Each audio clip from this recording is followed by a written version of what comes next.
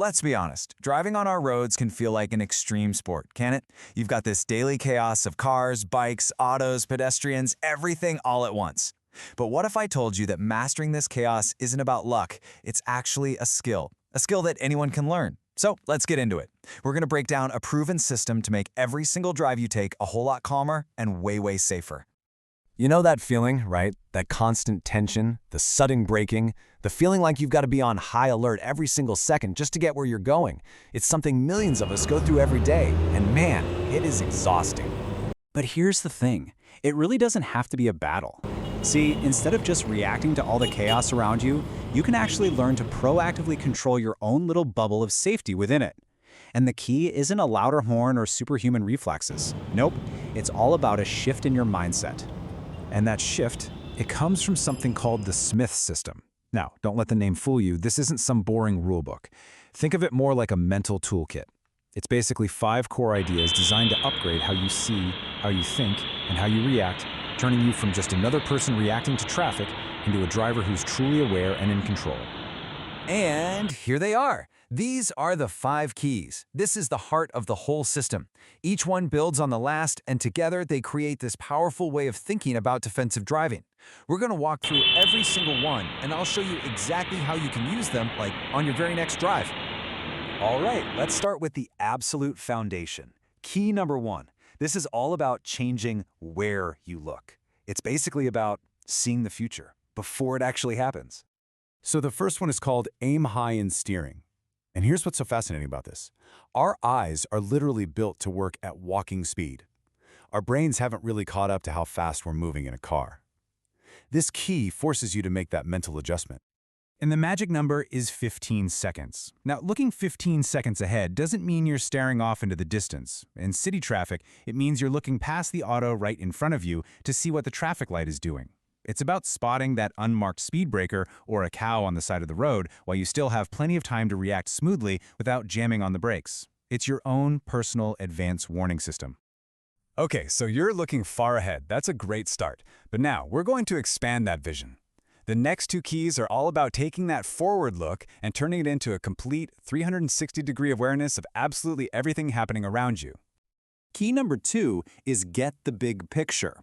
What this really means is you're not just laser focused on the car in front anymore. You're constantly aware of the lanes next to you and, crucially, what's going on behind you.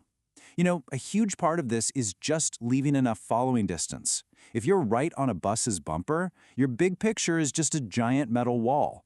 Give yourself some space and you give yourself a ton of valuable information.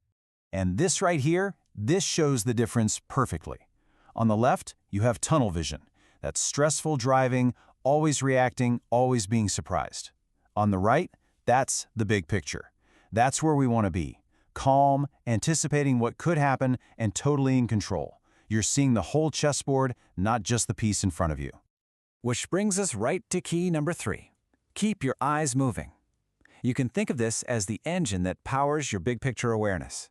See, if you just stare at one spot, even if it's way down the road, your brain starts to get passive. It kind of zones out.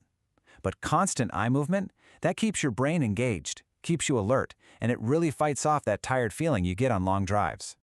So how do you actually do it? Well, here are the simple rules. You want to do a quick scan of your surroundings every 2 seconds. Glance at one of your mirrors every 5 to 8 seconds. Always do a full scan of an intersection before you enter it. This constant, active scanning, this is what separates a truly defensive driver from a distracted one, especially when you're trying to get through a crowded market road with things coming at you from every direction. All right, so now you're seeing everything. The final 2 keys are all about using all that information to actively manage the space around your car and to tell everyone else on the road what you're planning to do. This is how you build your bubble of protection. Key number 4 is leave yourself an out. Honestly, this might be the single most important safety tool you have. It's simple. Space equals time, and time equals safety. Your goal, always, should be to have an open path, an out, to your front and at least to one side. That way you're never, ever boxed in.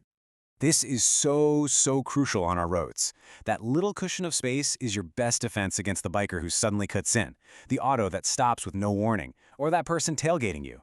Look, you can't control them, but you can control the space around your car that helps you absorb their mistakes. And that brings us to our final key. Number 5, make sure they see you. Safe driving is not a solo sport. You have to be a fantastic communicator. That means using your indicators, your lights, and yes, even your horn. But don't think of the horn as a tool for anger. Think of it as a tool that just says, "Hey, I'm here," and helps you signal what you're about to do well in advance.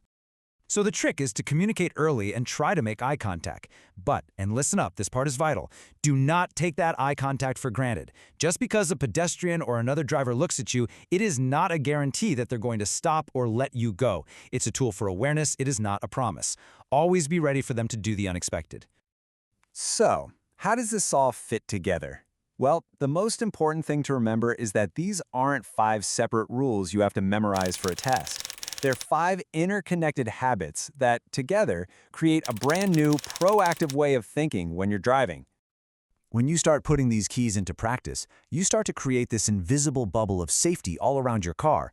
You're not just reacting to whatever traffic throws at you anymore. Now you're controlling your space, you're seeing problems before they happen, and you have the time you need to make calm, safe decisions. You are in command. So let's run through this powerful toolkit one last time. Aim high to see the future. Get the big picture to know what's all around you. Keep your eyes moving to stay sharp and alert. Leave yourself an out to create that safety space. And make sure they see you so you can communicate clearly. Look, the next time you get in your car, don't try to master all 5 of these at once. That's too much. Just pick one. Seriously, just one. Maybe today you only focus on looking 15 seconds ahead. Or maybe you just practice checking your mirrors every 5 seconds. Start with one, turn it into a habit, and I promise you, you will fundamentally change your relationship with the road. So, which one are you going to choose?